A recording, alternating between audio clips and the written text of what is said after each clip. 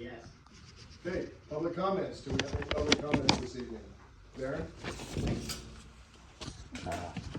My name is Darren Sword. I appear before the board tonight to take place into the public record a formal notice of my constructive discharge, retaliation, and multiple violations of Illinois and federal law committed by this board and its agents during my recent employment with the village. During a personnel meeting, I reported numerous serious and potential illegal actions involving the village superintendent and another employee. Rather than address these concerns in good faith, I was issued a disciplinary action. I was never asked to provide evidence, even though you stated the board did a thorough review. Despite me having over a dozen documented violations saved and ready for review, I was explicitly told that if I raised these issues again, I would be warranting disciplinary action, including termination. This is a direct violation of the Illinois Whistleblowers Act, which prohibits any form of retaliation for reporting misconduct to an employer or public body. The response also amounts to a violation of public policy, which is grounds for civil action under the Illinois tort law. In the same meeting, I raised clear and measurable wage disparity issues. I was again told the matter was resolved and warned that if I brought it up again, I would face termination. That statement not only violates the Equal Pay Act, it also infringes on my protected rights under the National Labor Relations Act to engage in concerted activity regarding workplace conditions. The board's justification of experience is undermined by your own hiring of a new employee with no relevant experience at a significantly similar wage. These facts support my claim of discriminatory treatment and unequal pay for equal work. Trustee Alan Kibler, you voted to support these disciplinary actions against me, yet you personally benefited from the use of village equipment and materials to have a semi-load of dirt delivered to the boulevard in front of your home, while residents have been consistently denied similar requests for over a decade. This constitutes misuse of municipal property, abuse of power, favoritism, conflict of interest, and official misconduct under Illinois law.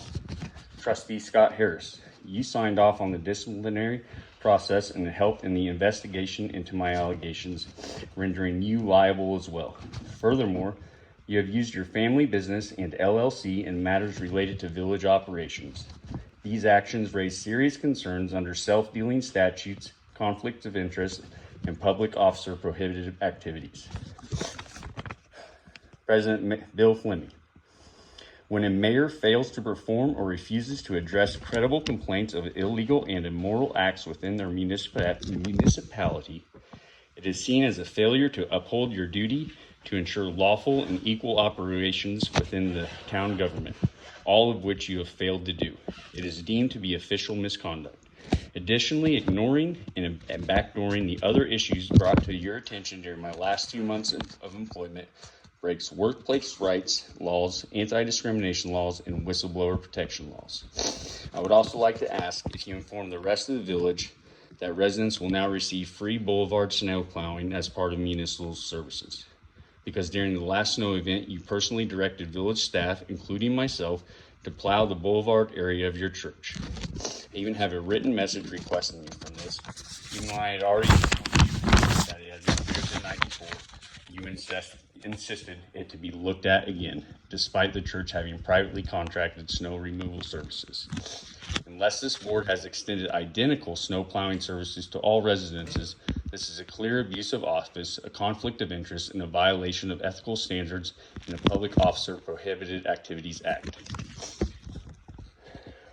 Harassment of a former employee who left 2 years ago, harassment myself during my final month of employment, forcing me to violate my workers' compensation medical restrictions with threat of being replaced, which is also in direct violation of the Illinois Workers' Comp Act, using village time, labor, and equipment to perform work on external water systems, and over a dozen documented acts of willful misconduct throughout our water and wastewater systems.